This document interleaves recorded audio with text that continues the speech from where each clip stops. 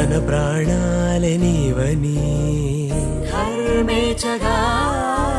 తన మనసంత నీదని అర్థేచగా తన వలపంత నీకని కామేచగా అవధులు లేని ప్రేమకై మోక్షేచగా మూడు ముళ్ళతో 7 అడుగుల అగ్ని సాక్షిగా ఇద్దరు ఒకటిగా మారగా